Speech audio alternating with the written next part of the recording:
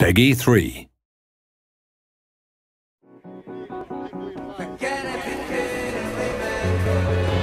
Welcome to the final developer diary for F1 2010.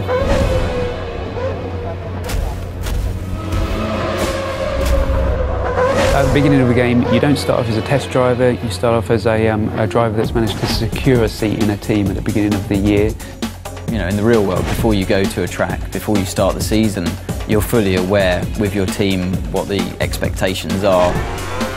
Depending on the kind of difficulty level that you've selected, that determines the teams that are open to you at the beginning of the game. You always, as a driver, want to be beating your teammate. That really elevates you in the team. It also alerts the other teams to your ability. The garage is a key location in the game. You've got your animated crew working on your car, your race engineer feeding you intel. You've actually been lucky enough to have real race engineers get into the motion capture suits and really just perform the tasks that they do day to day. And it really is a great sensation when you come in there and you see your whole team around you and you really feel a part of that atmosphere.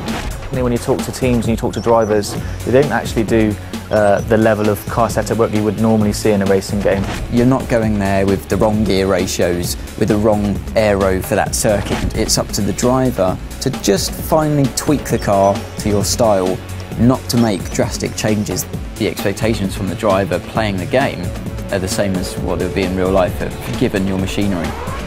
You know, at the end of the day, the teammate that you have is the only direct competition that you'll have through the whole season. There's a strange balance of having to work together, but also a desperate competition. Where it gets a little bit personal is when it comes to events like qualifying and the race, definitely, where you're just out there to beat him no matter what. Your agent, the media and the paddock itself are your feedback mechanism for how well you're doing in the game. The paddock themselves vary location to location. We've got a night paddock in Singapore, Melbourne's built in a park, and you're going to see the key buildings.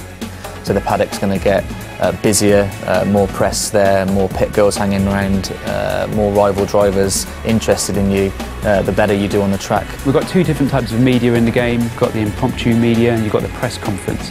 When you speak to the characters in the press conference, it's usually about your race weekend performances. They're not so sensationalist. It's an easier ride for you, definitely, but it's still a moment of celebration. Impromptu characters hanging around the paddock lane, they're always willing to take your first comments when you come out of practice qualifying and race. The hardest thing, I think, is that if you've had a bad result, then you have to speak to the media and you have to remain calm and always say the right thing. You have to be a little careful of what you say to the media. Sometimes you'll say things in the heat of the moment.